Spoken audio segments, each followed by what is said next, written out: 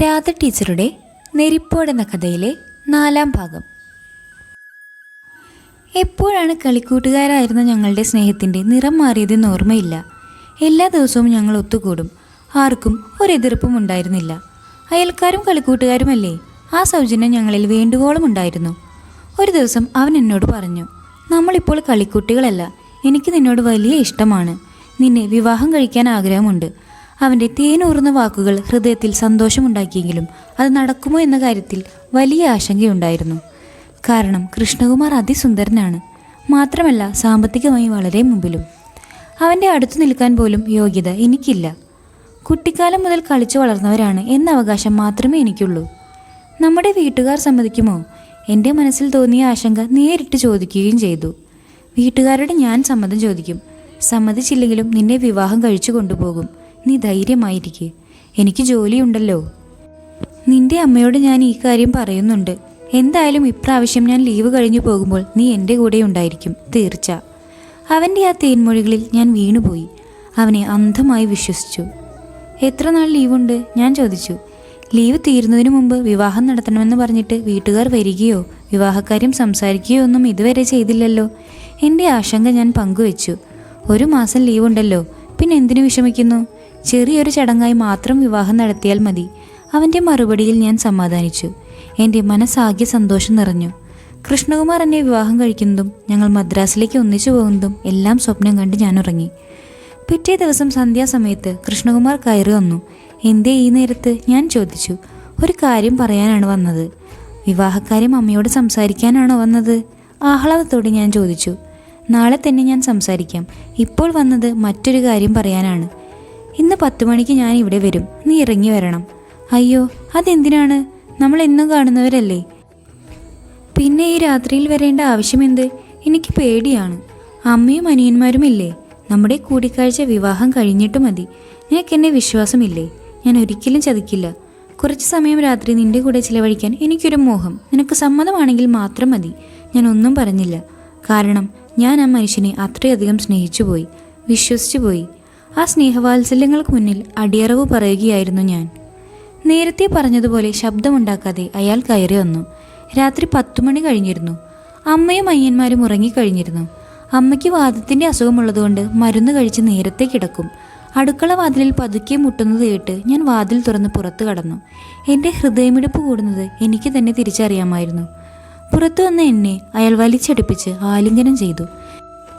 പിന്നീട് ശക്തിയായി ചേർത്തു പിടിച്ച് തൊടിയിലെ തേന്മാവിൻ ചുവട്ടിലേക്ക് കൂട്ടിക്കൊണ്ടു പോവുകയും ചെയ്തു.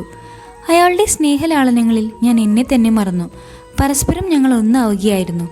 സ്വബോധം തിരിച്ചു കിട്ടിയപ്പോൾ കരയാൻ തുടങ്ങിയ എന്നെ അയാൾ സ്നേഹവാക്കുകൾ കൊണ്ട് ആശ്വസിപ്പിച്ചു. നമ്മൾ അടുത്തു തന്നെ വിവാഹിതരാകില്ലേ, പിന്നെ എന്തിനിങ്ങനെ കരയുന്നു? നാം കുഞ്ഞുനാൾ മുതൽ അറിയുന്നവരല്ലേ, പരസ്പരം സ്നേഹിച്ചവരല്ലേ. കണ്ണീരൊക്കെ തുടച്ചു കളഞ്ഞു ഒന്ന് പുഞ്ചിരിക്കൂ എൻ്റെ പെണ്ണെ. ഏതാണ്ട് പുലരും വരെ ഞങ്ങൾ ആ മാഞ്ചോട്ടിൽ കഴിച്ചുകൂട്ടി. ആ പതിവ് പലവട്ടം ആവർത്തിച്ചു. ദിനരാത്രങ്ങൾ എത്ര വേഗമാണ് പോയി മറിഞ്ഞത്. ഒരു ദിവസം കരഞ്ഞുകൊണ്ട് ഞാൻ ചോദിച്ചു, ലീവ് തീരാറായല്ലോ, വിവാഹക്കാര്യത്തെക്കുറിച്ച് ഒന്നും പറയുന്നില്ലല്ലോ. 1 മാസത്തെ ലീവിനും കൂടി ഞാൻ അപേക്ഷിച്ചിട്ടുണ്ട്. അപ്പോൾ പിന്നെ വേണ്ട സമയമുണ്ടല്ലോ. ഞാൻ സ്വയം ആശ്വസിച്ചു. പക്ഷേ ആ ആശ്വാസം അധികകാലം നീണ്ടു നിന്നില്ല. 2 ദിവസം കഴിഞ്ഞപ്പോൾ ഒരു ഉച്ച സമയത്ത് അയാൾ വീട്ടിലേക്ക് വന്ന് പറഞ്ഞു, ഞാൻ നാളെ പോവുകയാണ്. ഞാൻ സ്തംഭിച്ചുപോയി. അപ്പോൾ നമ്മുടെ വിവാഹമോ? അതെപ്പോഴാണ് നടത്തുക? അയാൾ നിസ്സാര മട്ടിൽ പറഞ്ഞു. ഞാൻ എന്ത് ചെയ്യാനാണ്? ഉടനെ ജോലിയിൽ പ്രവേശിക്കാൻ അറിയിപ്പ് വന്നിരിക്കുകയാണ്. ലീവ് നീട്ടി തന്നില്ല. എൻ്റെ വിഷമം കണ്ടിട്ടായിരിക്കണം. അയാൾ പറഞ്ഞു, നീ വിഷമിക്കാതെ, ഞാൻ ഉടനെ തിരിച്ചു വരാം. എന്നിട്ട് വിവാഹം കഴിച്ച് കൂട്ടിക്കൊണ്ടു പോവുകയും ചെയ്യാം. എനിക്ക് എന്ത് ചെയ്യാൻ കഴിയും? നിറ കണ്ണുകളോടെ അവനെ യാത്രയാക്കി. ആഴ്ചയിൽ 2 കത്തുകളെങ്കിലും അയച്ചു തരണേ. അയാൾ സമ്മതിച്ചു. പിറ്റേ ദിവസം തന്നെ അയാൾ മദ്രാസിലേക്ക് തിരിക്കുകയും ചെയ്തു. ഞാൻ പിന്നെ അയാളുടെ കത്തുകൾക്ക് വേണ്ടിയുള്ള കാത്തിരിപ്പിലുമായി. അയാളെ മാത്രം ധ്യാനിച്ചുകൊണ്ട് ദിവസങ്ങൾ തള്ളി നീക്കി. ശരീരശുദ്ധിയിലോ ഭക്ഷണ കാര്യത്തിലോ യാതൊരു ശ്രദ്ധയും ഇല്ലാതായി. ആരോടും ഒന്നും മിണ്ടാൻ തോന്നുന്നില്ല. രാത്രി ഉറങ്ങാൻ കിടന്നാൽ കഴിഞ്ഞുപോയ കാര്യങ്ങളാണ് മനസ്സിലേക്ക് ഓടിയെത്തുക. ഒരു നിമിഷം പോലും ഉറങ്ങാൻ കഴിയുന്നില്ല. ഒരു ശ്വാസം മുട്ടൽ അനുഭവപ്പെടുന്നത് പോലെ. ഈശ്വര, എൻ്റെ പ്രാണനും കൊണ്ടാണോ അവൻ പോയത്? ഇത്രയും നാൾ സന്തോഷിച്ചതിന് ഇത്രയും വലിയ ദുഃഖമോ? വിരഹത്തിൻ്റെ തീവ്രത ഭയാനകമാണെന്ന് തിരിച്ചറിഞ്ഞ നിമിഷങ്ങൾ. എങ്ങനെയോ 4 ദിവസങ്ങൾ ഇത്തരത്തിൽ തള്ളി നീക്കി. 5-ാം ദിവസം രാവിലെ പടിക്കിലേക്ക് നോക്കിയ ഞാൻ സന്തോഷം കൊണ്ട് തുള്ളിച്ചാടി. ഓടിച്ചെന്ന പോസ്റ്റ്മാൻ്റെ കയ്യിൽ നിന്ന് കത്ത് വാങ്ങി അകത്തേക്കോടി. വാതിലടച്ച് കുറ്റിയിട്ടു. കത്ത് പൊട്ടിച്ച് വായിച്ചു. ഹൃദയത്തിൽ നിന്ന് വലിയൊരു ഭാരം ഇറങ്ങിപ്പോയതുപോലെ. എരിഞ്ഞുകൊണ്ടിരിക്കുന്ന അഗ്നിയിലേക്ക് ഒരു വലിയ മഞ്ഞുകട്ടി വീണതുപോലെ. എത്ര വേഗമാണ് മനസ്സ് ശാന്തമായത്.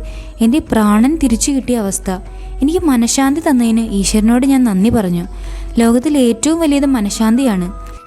പ്രണയം മാധുര്യമുള്ളതാണെങ്കിലും വിരഹം തരുന്ന തീവ്രവേദന സഹിക്കാൻ കഴിയുന്നതല്ലെന്ന് ഞാൻ തിരിച്ചറിഞ്ഞു. അത്രയേറെ മാനസിക പീഡനം ഞാൻ അനുഭവിച്ചു. എൻ്റെ ഉത്സാഹമെല്ലാം തിരിച്ചു കിട്ടി. ഹൃദയത്തിലെ തീയെല്ലാം അണഞ്ഞു പോയല്ലോ. നല്ല വിശപ്പും ദാഹവും തോന്നി. ഓടി മുറിക്കുള്ളിലേക്ക് കയറി. അഴുക്കുതുണികളെല്ലാം വാരിയെടുത്തു. തിടുക്കപ്പെട്ട് പുഴയിലേക്ക് ഓടി. കഥയുടെ തുടർച്ചകൾ വിട്ടുപോകാതെ കേൾക്കാൻ ചാനൽ സബ്സ്ക്രൈബ് ചെയ്യുക. ബെൽ ഐക്കൺ പ്രസ് ചെയ്യുക.